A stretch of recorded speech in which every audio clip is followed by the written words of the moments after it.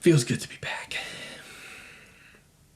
I don't remember if I know how to do all this stuff. The screen recording, I just did that. It was also recording the audio. I don't even have my lighting kit in here. My lighting kit is in the barn. I'm literally just using a little desk lamp. Like, do I even have my intro anymore? Maybe I just gotta make a new intro.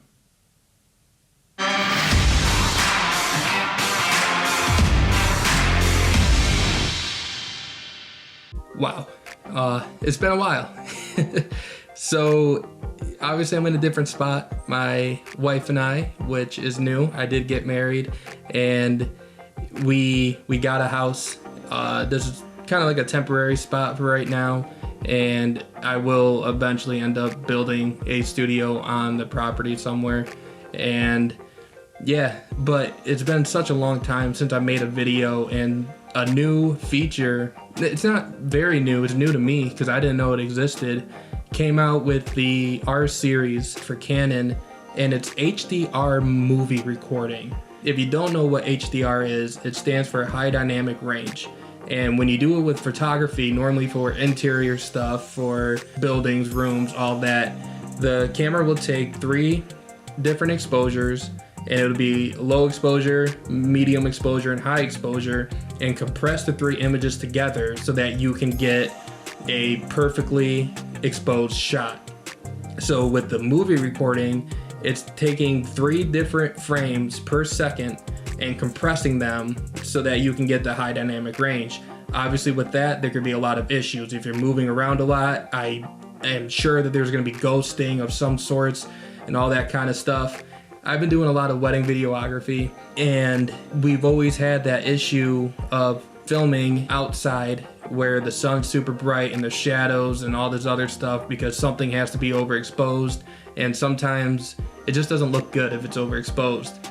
And then I saw the movie recording and I figured I had to do a video on it, and that's exactly what I did. And you guys know how I am. I love running tests, and I probably do too many tests, but I like to expand the horizon and really push the capabilities of the features on the cameras to make sure that they will work in a variety of different scenarios.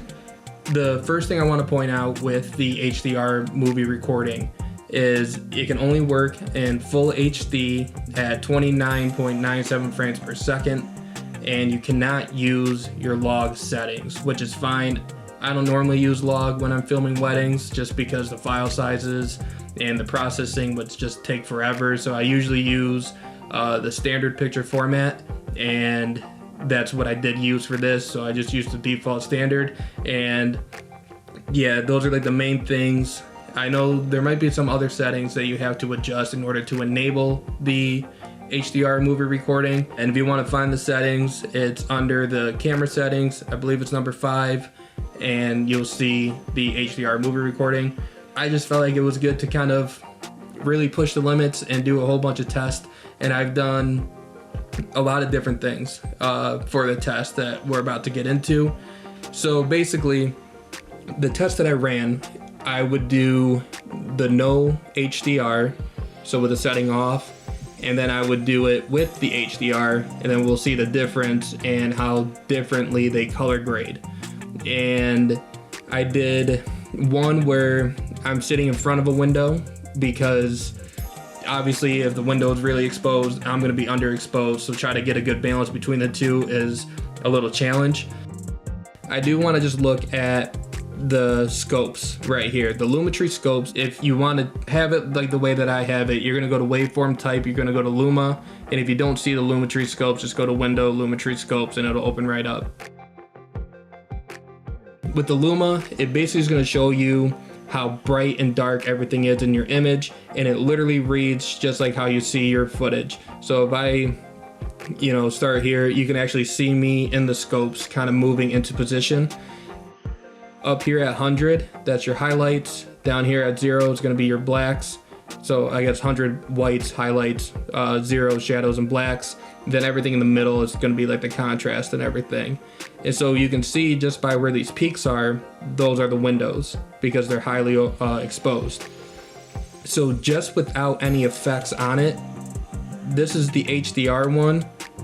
This is the non-HDR with the same exact settings. So you can see I have it at 1/60 f4 ISO 200 for both of them. It just one has HDR, other one doesn't have HDR. And you can already see there's a gigantic difference.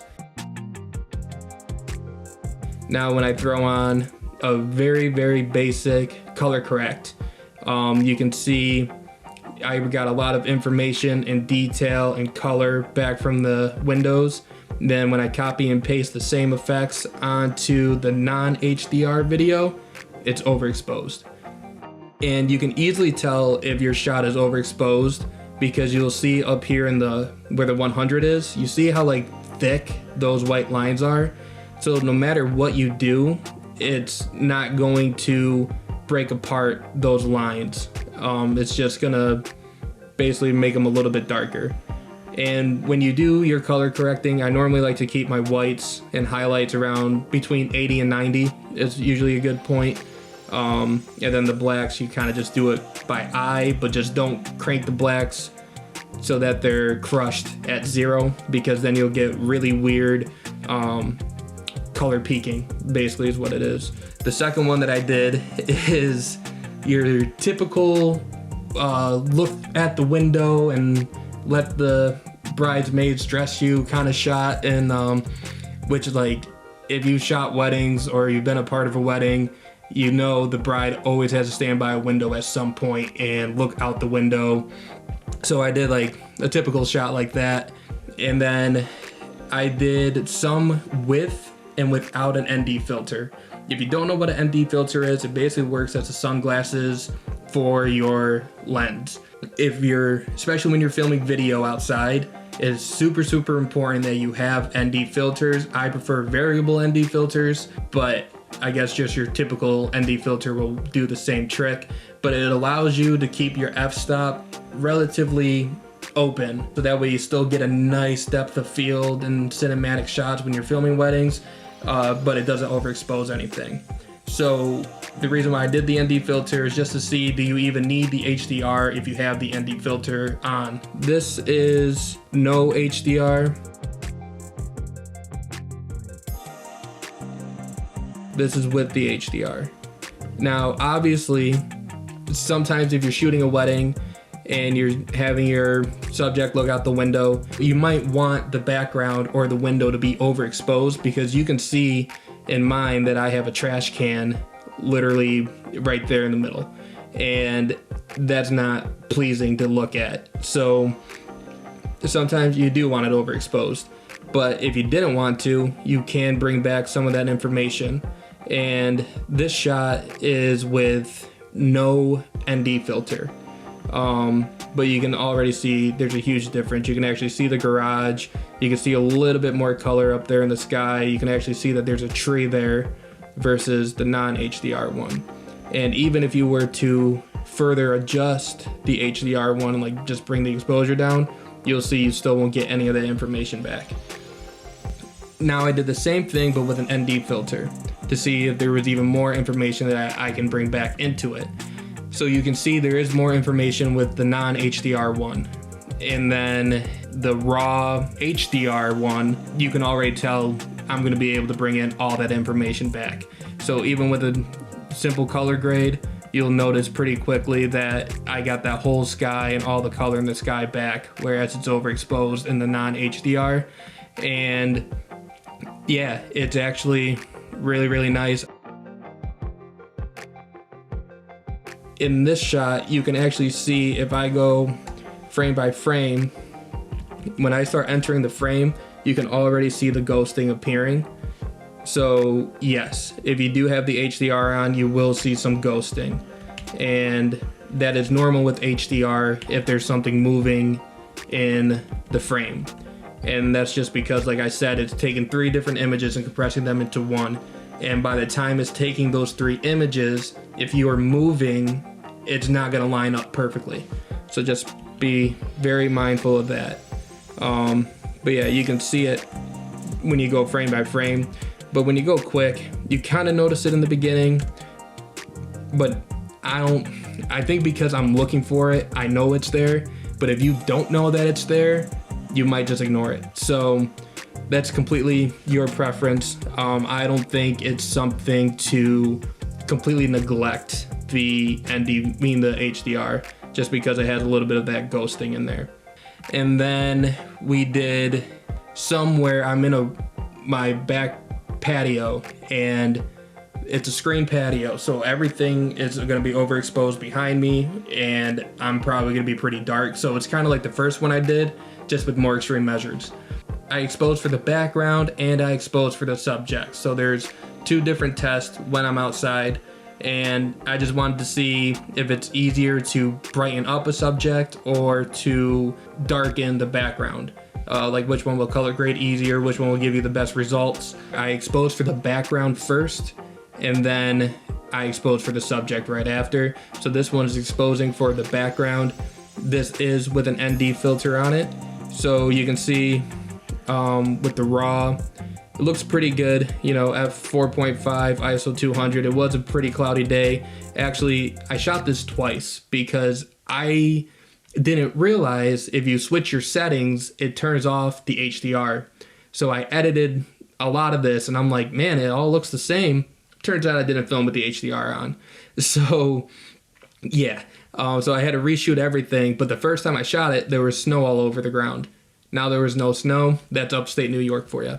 But yeah, so the clouds started rolling in, and if you're doing photo, you could actually probably, you have a wider range to kind of play with. So you could maybe just make it slightly overexposed, but then that gives your subject a little bit more brightness. But then in post, when you go to edit the photo, you can bring a lot of that information back. So I'm not saying it's not as hard. Photography is hard too, but with photos, you have less wiggle room, and there's a lot less things you can do in post, whereas with photos, you can go crazy in post. Yeah, that's just like one thing to think about. And then we're gonna turn on the effect. So obviously I was able to bring in all the information back from the sky, and you can even tell because there's no really thick white lines anywhere. And then with the same effects onto the non-HDR one, you can see same thing. It wasn't overexposed. I was able to bring in all the information back, so it's kind of nice. It is weird that the HDR one is a little bit brighter. That could have just been the sun, but it could also just been just how the HDR works, because I had the settings the exact same. And now we're gonna go into exposing for the subject. So this is the raw exposing for the subject. So you can see I do have it kind of blown out, but looking at the scopes, you can see I can bring all that information back. And then with the non-HDR one, you could see that whole sky behind me is completely blown out, and I probably won't be able to bring back any of that information. So let's go ahead and throw on the basic color grades or color correcting. And then you can see I was able to bring back the whole sky, and I'm properly exposed, like that would work. Now we're gonna go to the no HDR. I couldn't bring back any of that color, and you can even see that it cuts out the trees just because it didn't know that there was branches back there, whereas with the HDR you can bring back all that information. So the only thing that I've really noticed, if you look over on the right side, you can see that there's a decent amount of detail with the branches and the bushes and all that kind of stuff in the non-HDR one. Then when you do the HDR, it kind of blurs it all, and it looks a little wonky. Like, I didn't really notice it at first, but now looking at it, it looks mushy, and it's really weird. So it does look like it loses a little bit of that depth and crispness. I don't know if that's even a word when you use the HDR. So now we will go into, basically I just walked because, I don't know, if you're shooting a wedding and it's an outdoor wedding or outdoor ceremony, I just wanted to see what it would look like with the subjects far away and how well it performs. So this is the no HDR with the ND filter, and then this is what it looked like raw with the HDR with the same settings. And you can already tell it is slightly overexposed in the non-HDR, but then with the HDR, it's not overexposed at all. And these, I believe I was trying to expose for the background. So now we throw on the effects. You can see the sky looks great in the HDR one and a little bit overexposed in the non-HDR, and I'm a little too dark. Yeah, the HDR one looks great. I think that one will take it. So now we're gonna do it for exposing with, or for the subject. So you can already tell with the HDR one, it is overexposed. And then with the HDR, you can see it's, again, not overexposed. I can bring back all the information. I'm lit pretty properly and very well. And then same with this one. I'm a little darker again than I would hope for. As far as like copy and pasting the settings over. So yeah, so you can see like you just have a much more balance. And again, the trees don't look as dark and shadowy as they should, but I think that's okay. And then I did the same thing outdoors with no ND filter, and basically you have to crank your f-stop like crazy to make it more exposed. And if you're a beginner, you always want to have your shutter speed to be 1 over double your frame rate. So we're shooting at 30 frames per second. So you want your shutter speed to be 1 over 60. Do not adjust that setting.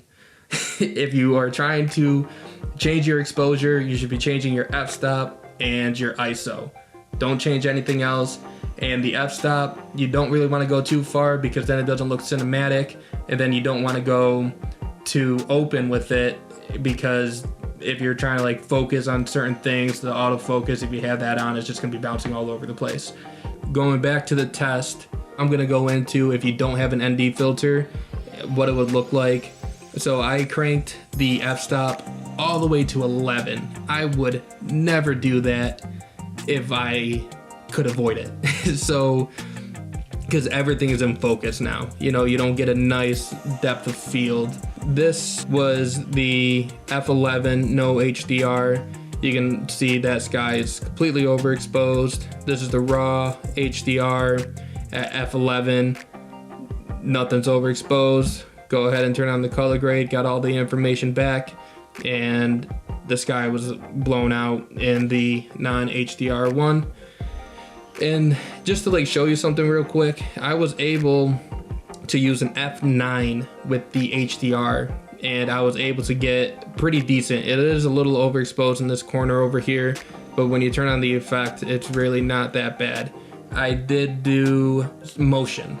I ran across the screen, ran across the camera, waved at the camera, because I really wanted to see if there was ghosting and how noticeable the ghosting would be with the HDR on. And then I also did handheld for the same purposes. I did the same color grade that I did on the other ones that had the same settings, but I just wanted to see the motion. So you can see, besides your normal motion blur, the HDR one doesn't have like any ghosting or artifacting. Whereas with the HDR one, if you play it back quick, you might not notice it too much. But if you go frame by frame, you can definitely see the ghosting happening behind me. Like that's not motion blur, that's all just ghosting. And even when you go to like the wave, yeah, this is me closer to the frame, you can see it pretty bad. And then yeah, with the wave, you can definitely see some of that blur. And now for the handheld, again, I use the same color grading. I just cut out the audio because it was very windy and the audio was not pleasant at all. But you can see as I move around, there's the sky. It is overexposed. You'll see me point over to some trees. So behind this tree, that sky was blue, but it was overexposed. Now I'm gonna go back to that tree. Yeah, you see how there's blue in that tree? Whereas if you go back to here, there was a little bit of blue, but not as much as this one. And you can actually see the clouds and everything. It is a little overexposed when I started walking towards the sun, but that's about it.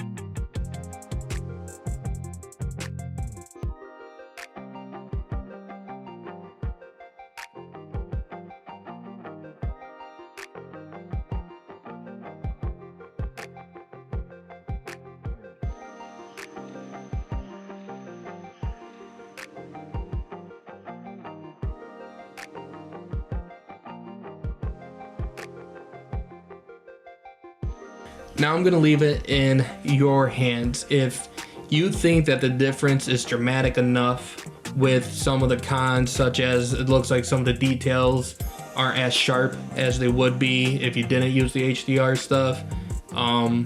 Like if you feel like that's all worth it and you can get so much information back from the sky and all that kind of stuff, obviously then totally worth it. And if you shoot at 30 frames per second, perfect.